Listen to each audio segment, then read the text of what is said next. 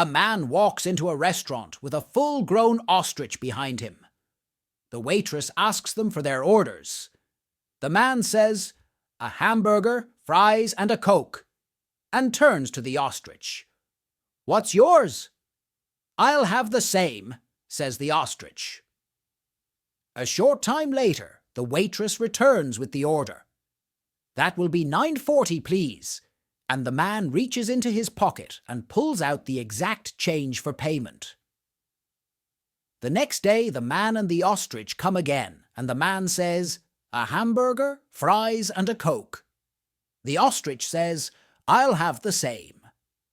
Again, the man reaches into his pocket and pays with exact change. This becomes routine until the two enter again. "The usual?" asks the waitress. "No, this is Friday night, so I will have a steak, baked potato, and a salad," says the man. "Same," says the ostrich. Shortly, the waitress brings the order and says, "That will be $32.62. Once again, the man pulls the exact change out of his pocket and places it on the table. The waitress cannot hold back her curiosity any longer. "Excuse me, sir, how do you manage to always come up with the exact change in your pocket every time?" "Well," says the man, "several years ago I was cleaning the attic and found an old lamp. When I rubbed it, a genie appeared and offered me 2 wishes. My first wish was that if I ever had to pay for anything, I would just put my hand in my pocket, and the right amount of money would always be there." "That's brilliant," says the waitress. "Most people would ask for $1 million or something, but you'll always be as rich as you want for as long as you live." "That's right. Whether it's a gallon of milk or a Rolls Royce, the exact money is always there," says the man. The waitress asks, "What's with the ostrich?" The man sighs, pauses, and answers, "My second wish was for a tall chick with long legs who agrees with everything I say." A monkey walks into a bar, looking quite dejected. The bartender notices and asks him, "Why the long face?" The monkey pulls out a bar stool and takes a seat with a heavy sigh, saying, "I didn't ask for any of this. I was modified in a lab, given intelligence I never wanted. I was an experiment, a stupid creation. They didn't even stop at making me sentient. They made me a alcoholic, and for what?" He shouts and throws his beer bottle across the empty bar. It shatters against a wall, and he turns back to the bartender. "I go to the zoo sometimes, just to look at all the monkeys swinging in the trees without a care in the world. I like to think I'm like them, but at the end of the day, they're on one side of the glass and I'm on the other." The bartender shakes his head in disbelief and says, "Wow, that's some serious monkey business. That's like a joke where a guy walks into a bar with his pet monkey. The monkey starts jumping on tables and eating people's food while the owner just sips his beer. Then the monkey jumps on the bar and eats all the garnishes from the well. After that, the monkey jumps on the pool table and eats the cue ball. At this point, the bartender has had it and asks the man if he saw all this. The man shrugs and says, "Wait, what?" The bartender says he ate all of my costume food, all of my garnishes, and then ate my cue ball. How are people supposed to play pool now? The man apologizes and says, "Yeah, he'll eat everything on sight if you let him. Let me pay you for the things he ate, and we'll get out of here." About a month later, the man and the monkey come back in.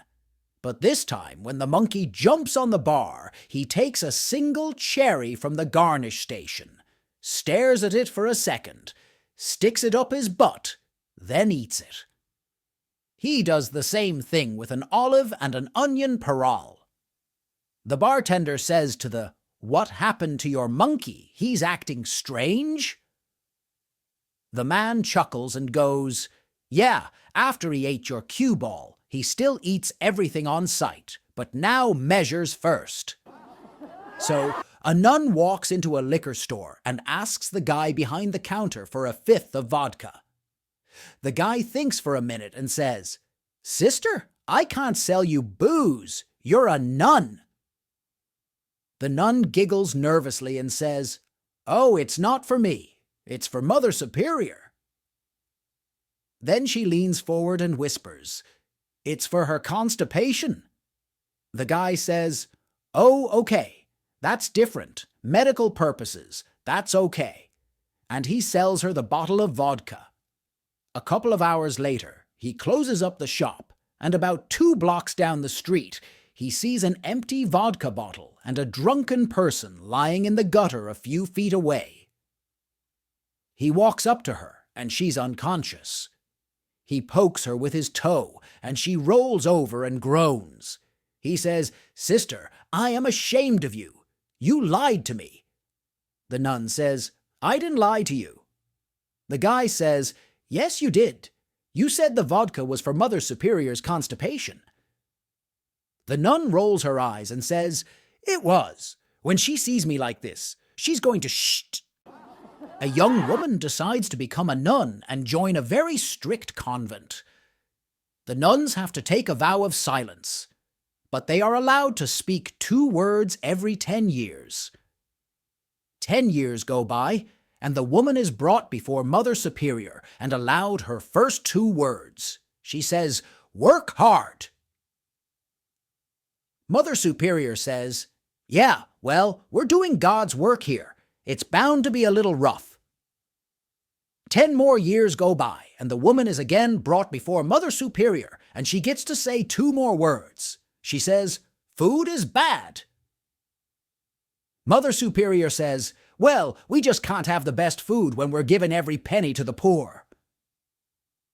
10 more years go by, and the woman is again brought in for her 2 words. She says, "I quit."